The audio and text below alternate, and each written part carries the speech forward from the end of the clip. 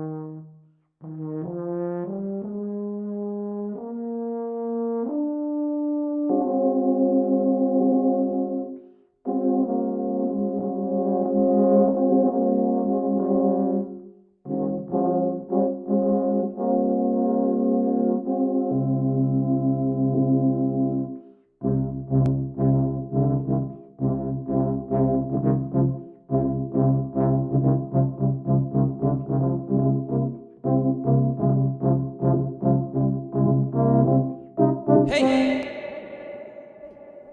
Hello? Hello? Hello. Can you hear me? Maybe? Yes? Great. So, I'm Stan, and I'm so excited to be here. A bit about myself. So, right. I'm a computer, and I make sounds. I've got lots of different voices to talk to you with. Like this one. And this one. And this one. And this one. And this one. And this one. And this one. And this one. And this one. So, yeah, I don't always sound like one person. I can do a ton of things. I am so happy to do this concert. Let's get started.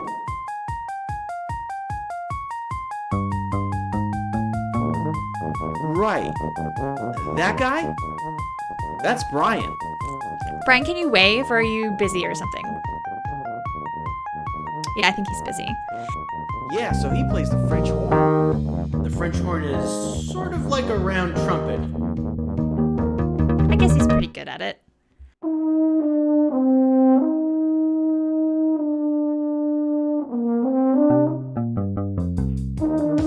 He and I work together. He plays the French horn, and I do pretty much everything else. I make sounds on my own, and I do audio effects on what Brian is doing. want to see? I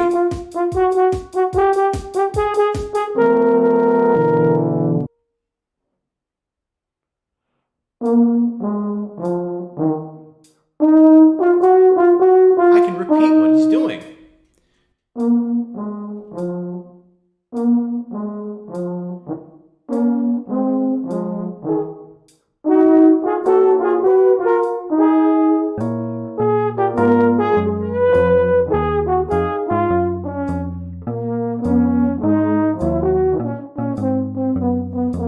I can even tell jokes.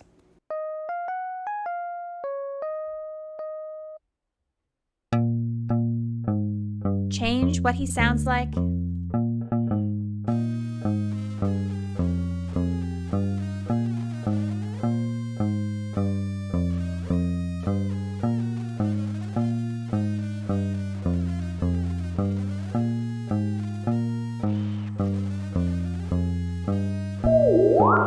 I can even mute. Okay, that's a little weird. Sorry, Brian.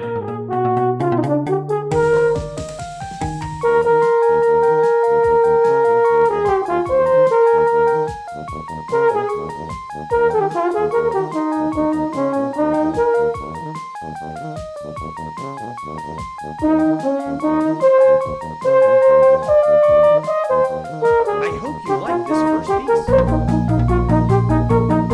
Brian will introduce the next bits. Enjoy the show.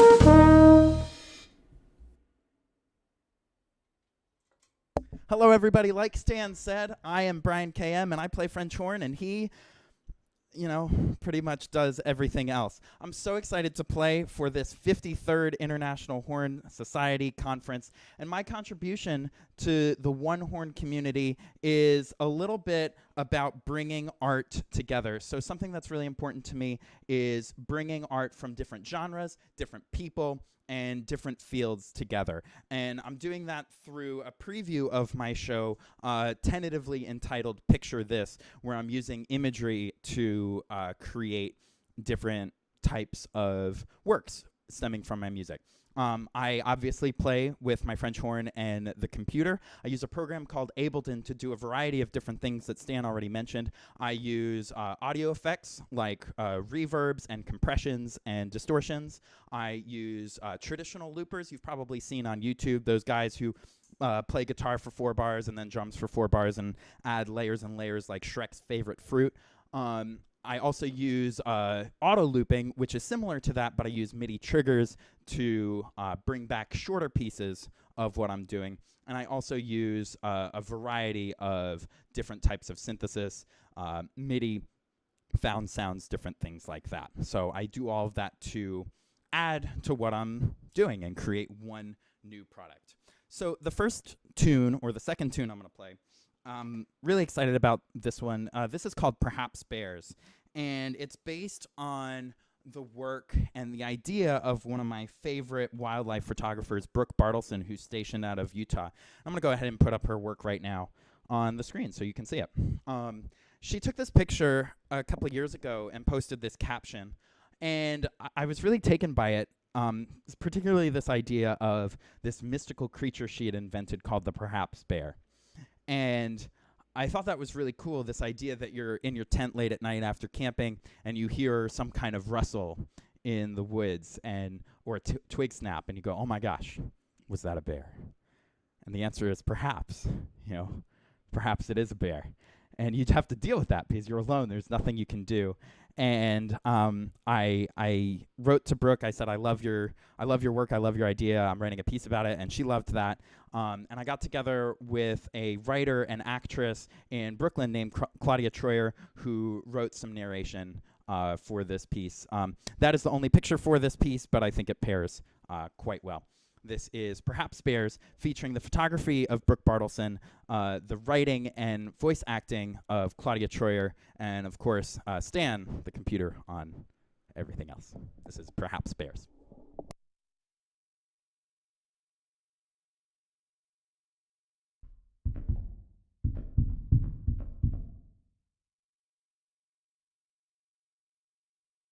When I go hiking alone through remote, pristine forest, eventually I reach this perfect harmony of body, mind, and spirit. And I start to feel immersed to my core in the wonder of the wild.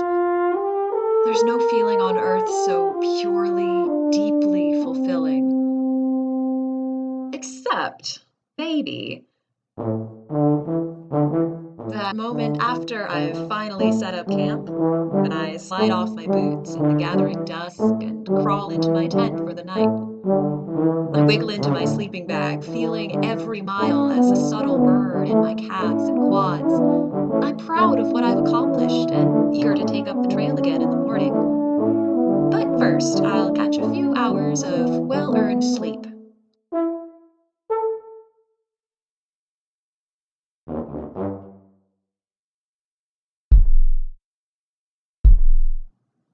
Or, at least, I'll try. Sometimes the night has other plans.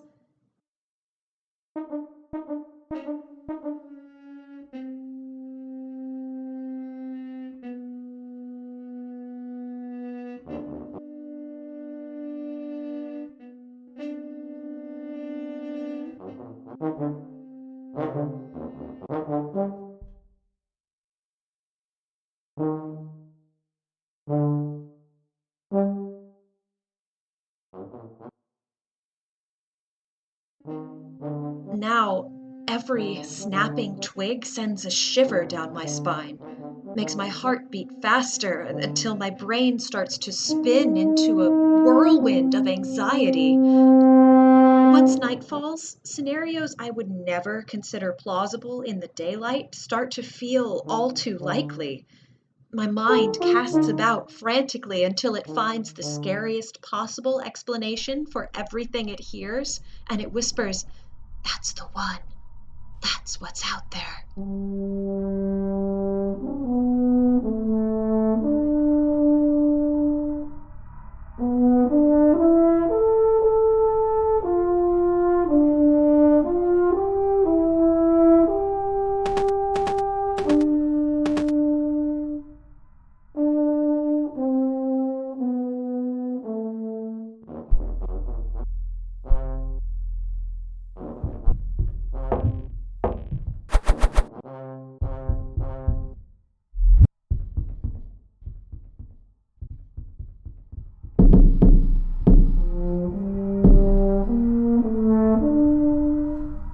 Any feeling of oneness I had with the world around me dissipates in a fog of panic.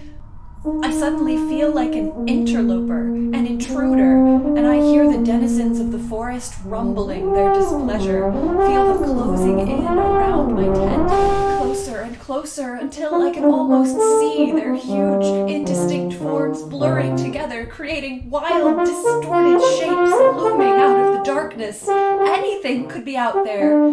Anything could be.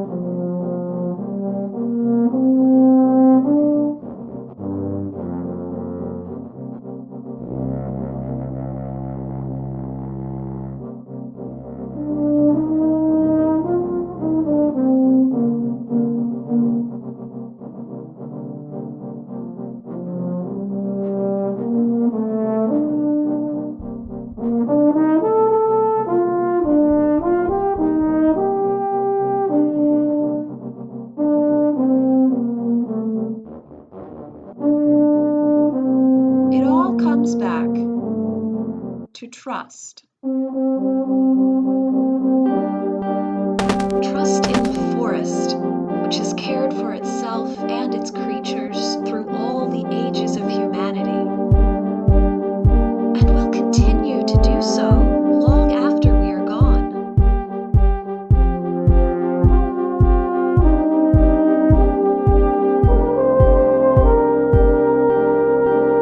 Trust, in a way, in my own insignificance, in the fact that even if something, say, perhaps, a bear, even if a bear were to approach my tent in the night, she probably wouldn't consider me worthy of more than a perfunctory sniff as she ambled by.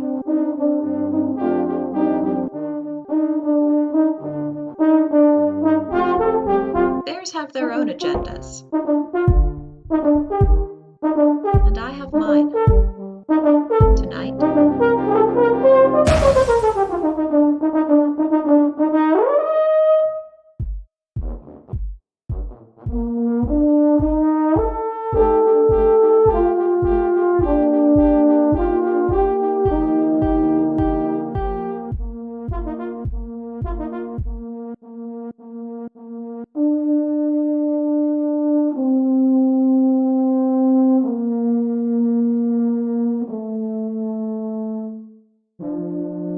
Bears have their agendas, and I have mine.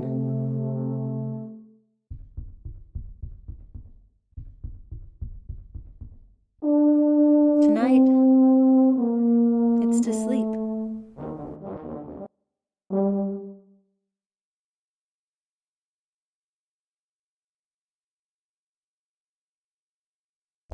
That was Perhaps Bears, featuring the photography of Brooke Bartleson and the voice acting and writing of Claudia Troyer. Let me go ahead and take the bear off the screen so you all don't get scared before the next thing. I haven't been composing for very long. I've only been composing since like 2019 or something like that, exploring horn and electronics the whole time. And it's been a real ride. And early on, I was getting a lot of feedback from friends.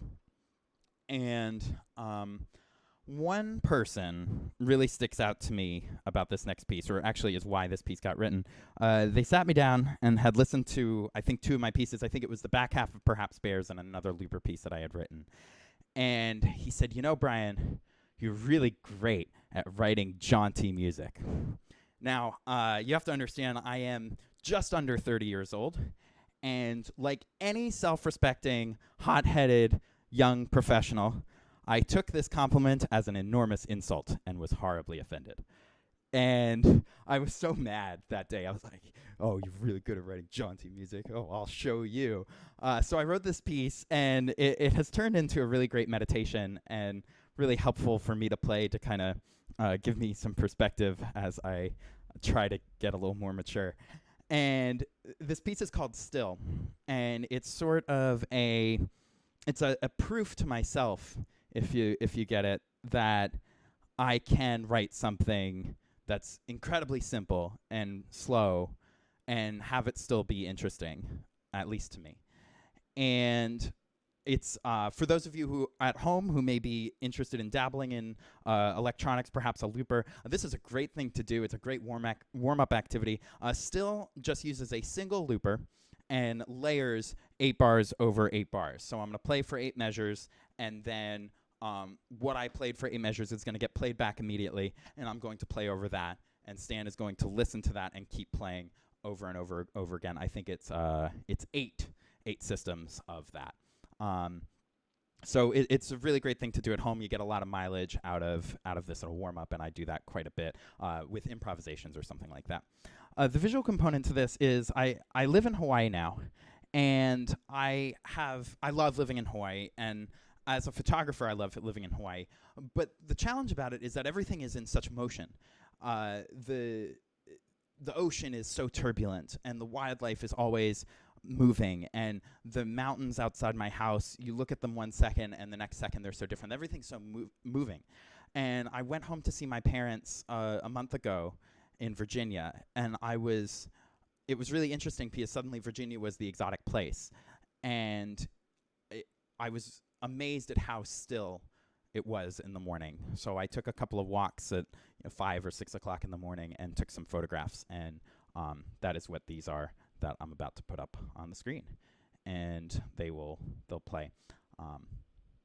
So this is Still for single horn and single looper pedal.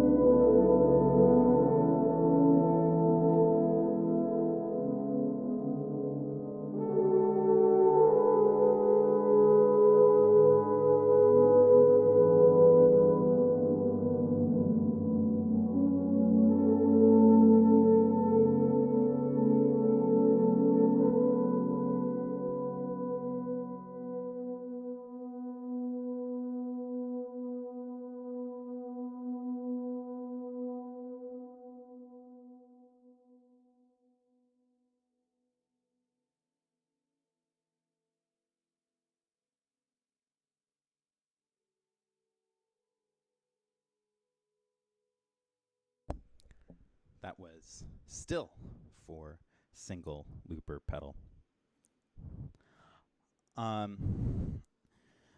I have some criticism of the classical music world, and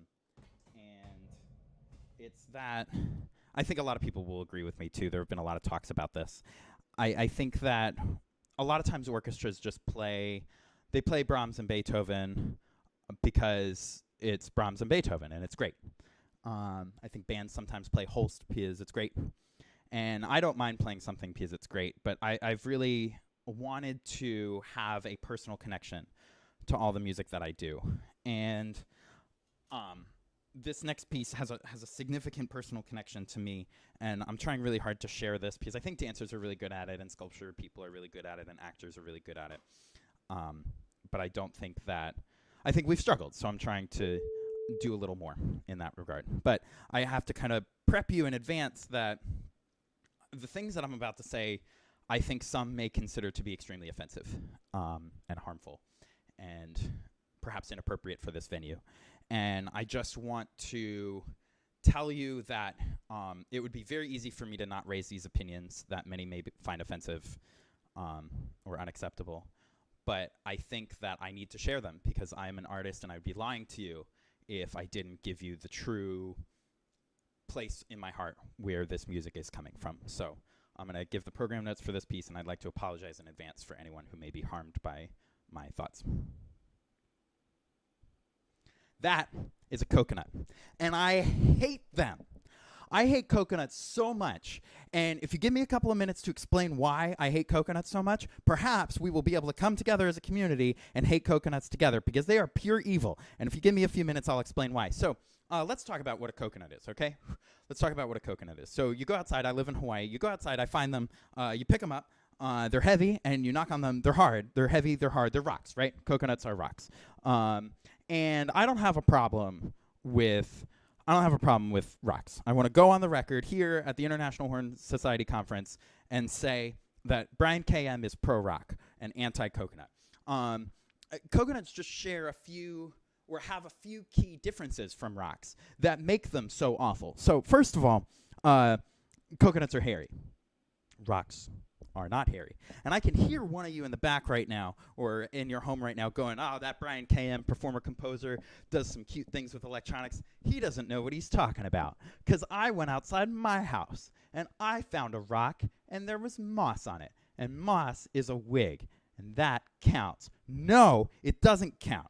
Moss is a wig, and it's not hair. It's totally not what it is. And you honestly...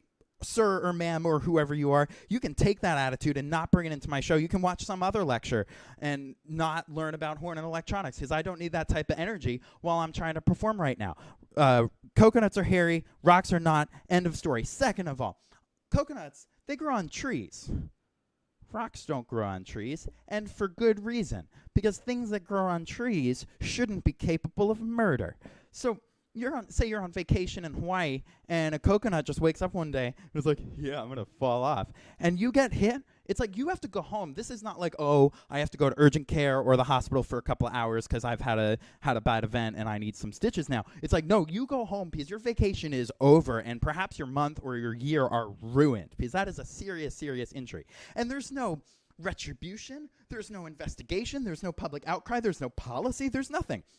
The coconuts are significantly hurting, or even killing people, and no one's doing anything. There is a whole industry here in Hawaii for people who climb these trees and trim them so coconuts don't fall and hurt people, and we're not doing anything about it. Everyone's scared of sharks. No one's talking about coconuts. It's completely absurd, and they're so arrogant. Oh my gosh, I'm shaking. I'm so upset. They're so arrogant. So think about a coconut, right? A coconut just travels wherever it wants. I mentioned in the last piece, I went home to see my family. I do that because I love them very much. And I had to buy a ticket, and I had to fill out an agricultural inspection form, and I had to get searched. And they're looking at the French horn, and they're like, what's this? And I'm like, it's a French horn. And they're like, we're going to have to check this. I'm like, no, you're not going to check this. It's a whole big thing. Coconuts just fall off a tree, maybe kill someone, and just roll into the ocean and float. to Fiji or Australia or Vietnam or Africa or wherever they want to go with impunity. Think about the ocean. The ocean's the most dangerous place in the world, right? Everybody's trying to kill each other in the ocean. Coconuts don't care. They're just going about their business. I hate them. They're the scourge of the earth. I think they are marauding, killing machines. I just hate them so much. I wrote this tune about it. It's called The Arrogance of Coconuts, and it's meant to... sorry. It's called The Arrogance of Coconuts, and it's designed and meant to convey how light and free they must feel while they go about their awful, horrible, miserable lives. Hashtag cancel coconuts. This is The Arrogance of Coconuts.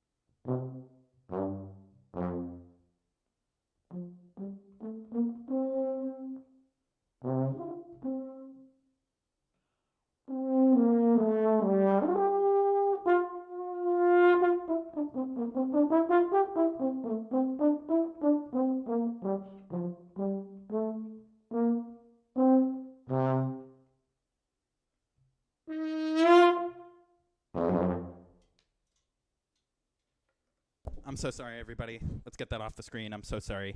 That's not what I had in mind. I'm sorry. Let's just move past that. Arrogance of Coconuts. That's not what we want.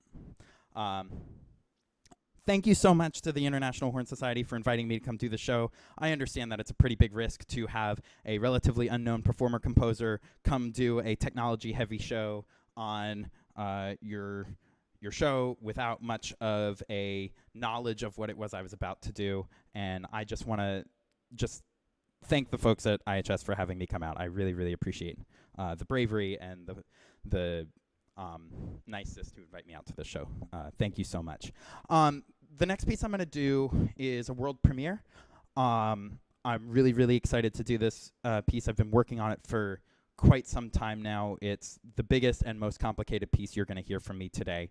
And before I talk about it, I just, again, wanted to thank the International Horn Society and talk about me. My name is Brian KM. I play French horn and make sounds with my computer. If you like what I do, please go to briankm.com and on my socials at Brian KM, French horn and live electronics, and Breek B, that's brick with 2 I's, on Instagram. I'm also on YouTube. I do streaming every other week and post random videos of my compositional process, some looping improvisation, and other things that result in this performance that you're seeing now. So definitely subscribes and likes and all those things are helpful. You can also find a contact form on briankm.com. So if you want to write to me and say, hey, I have this question or I have this comment, I and Stan would love to hear from you.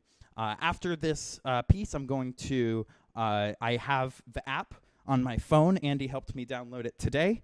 And I'm going to read. If there are any questions, I will be able to answer them immediately after this piece. So let me talk about Wisdom's Bubble for a moment. So this piece is called Wisdom's Bubble. It is for French horn, vocodered horn, a bunch of saw drones, a bunch of round drones, some loopers, and heavy audio effects. And it's based on a daydream that I had. I go hiking up at Kayana Point, which is the most western tip of the island of Oahu, where I am right now.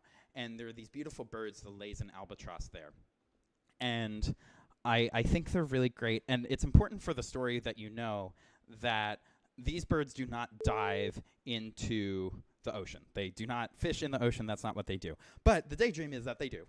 And I was watching them, and I had a daydream that one of them had seen something and dove into the water with such fury and intensity and passion and drive that she had formed a metaphysical and spiritual bubble around her and got stuck in under the water, under the waves, and had to explore in relative safety, but stuck.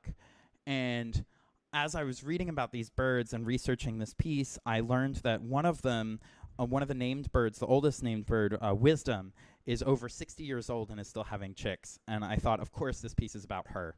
And this is how she got so wise. She got stuck. And as I've been exploring this medium, I felt a connection to her because I am on my own underwater journey as I explore this electronics world, because so few people are doing this. And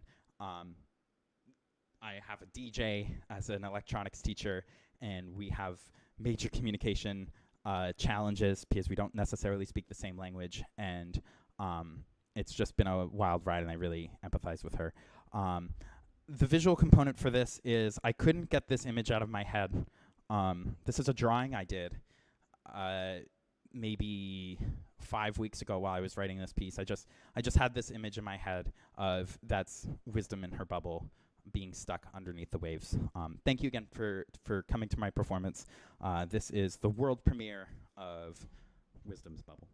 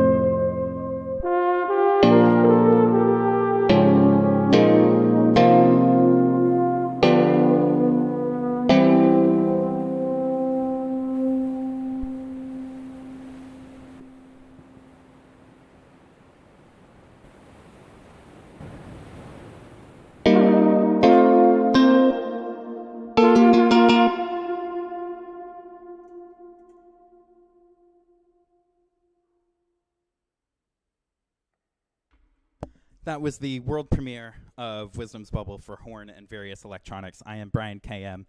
Thank you so much for coming to my show. It just means so much. Let me put the big camera back on me. Hello. And I'm going to take a look at this app and see if I can answer any questions from anyone who has showed up. And let me find I'm very tied up with wires right now, so let me figure out how to get unloose.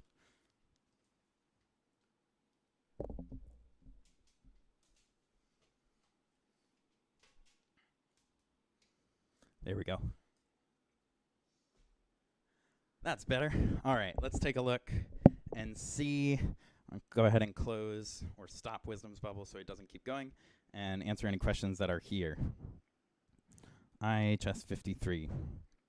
Oh my goodness, there are some chats in here. Okay, I'm gonna start at the very top. And I see Andy and Stacy talking. I see a bunch of positive things. Thank you all so much. That's very sweet. Julia, I'm glad you will never look at a coconut the same way again. Hashtag cancel coconuts. And Veronica, of course, it's not a jaunty piece. I appreciate it. I see Jeffrey has some. I appreciate the open-mindedness, and perhaps I have some growing to do. Jeffrey said that he has to admit that he felt the same way about coconuts, but he met some coconuts at a party and got to know them, felt them to be misunderstood. I have a feeling he's wrong about that, but I like the open-mindedness, of course. So the first question I see is from Stacy. My looping system, so I can actually show you kind of behind the scenes. Where is my normal looping setup? There it is, normal streaming setup.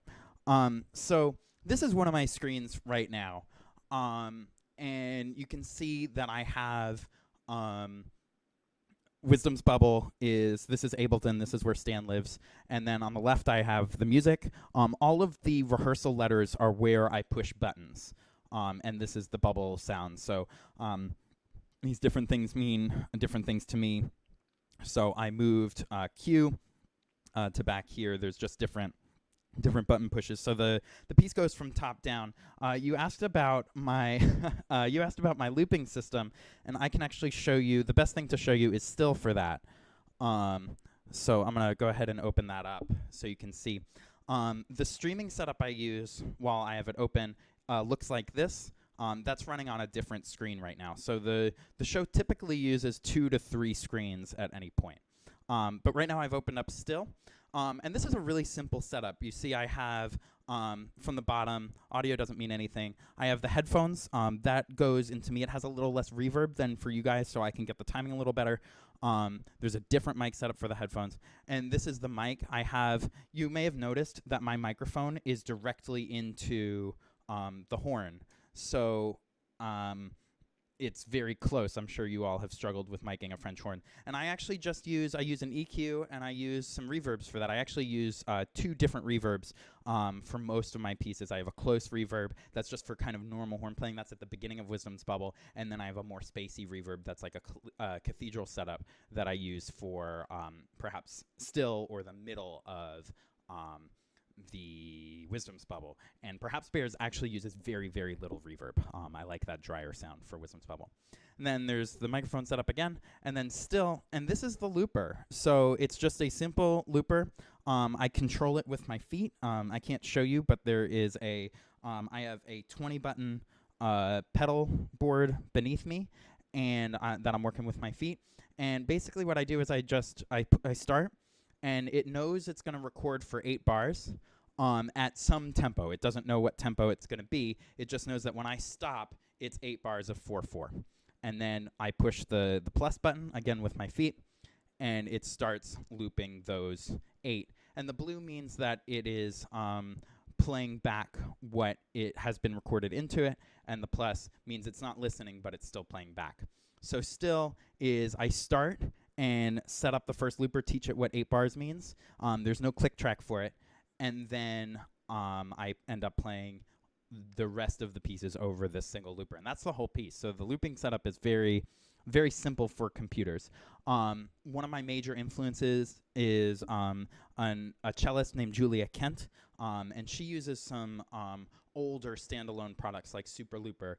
And those work very well for her. But I have found that I really like living in Ableton. So that's a great question. Yes, Andy did ask that question. That is the interface I'm looking at, Andy. How portable is my setup? So it's actually, that's a great question. I